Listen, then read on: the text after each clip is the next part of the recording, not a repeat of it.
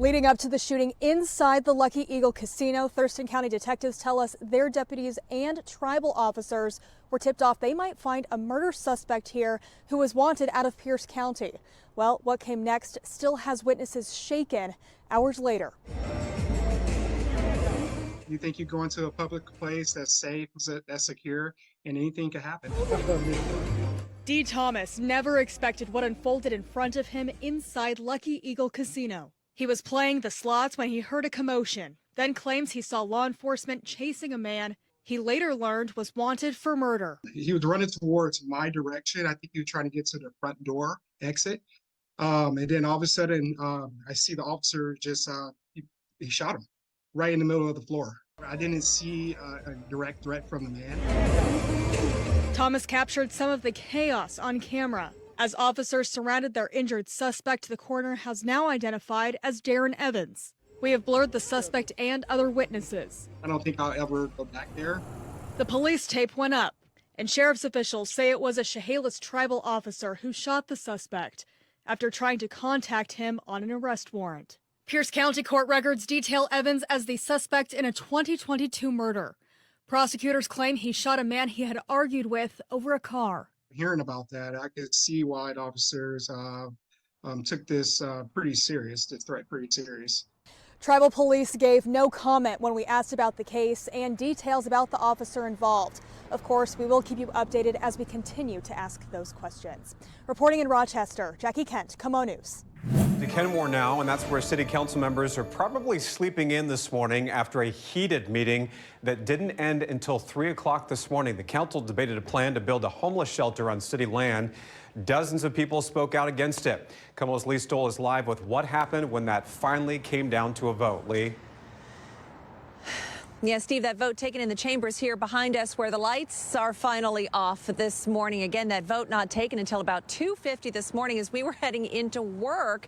A lot of the people who spoke out against this say they do agree the city needs shelters. They do need affordable housing, but they feel like this plan was a bit of bait and switch. The Kenmore City Council opened up the public comment period at 10:30 last night. Can we please have order? We're trying to finish. About 90 people signed up to speak for 5 minutes apiece. The vast majority opposed to the plan, which started as a development to house seniors, those with disabilities, and veterans. But it looks like it's changed to a 6-story homeless shelter on city land. I feel many supporters of this no-barrier housing option are not bad people. They want to help, like a huge majority of all of us do. We simply differ in how exactly we should do that. Kenmore planned to spend millions on homeless housing focused on seniors and vets. They claim they had to change plans in order to get funding, opening the site to single adults. The motion finally failed 6-1. There's a motion on the floor. I just can't say no. Hell no. So after that vote, just before 3 o'clock this morning, the mayor tried to adjourn the meeting and actually move some agenda items to the next council meeting so everyone could just get out of here.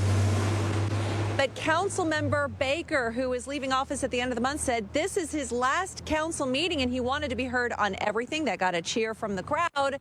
So they stayed in session past 3 o'clock this morning. Certainly a long night there in Kenmore. Lee, thank you. President Mary did the business. Well, it's now a closed-door operation, meaning no one can get inside without a code to the front door after a man harassed employees multiple times in one day. The entire thing caught on camera.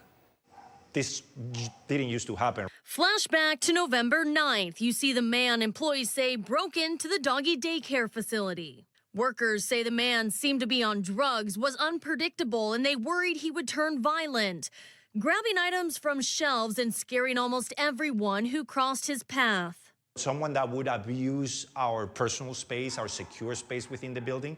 The owner of Seattle Canine Club, Jose, walked me through his newly implemented security measures. We have an electronic keypad, and now we have implemented sadly a secure, like a closed-door facility.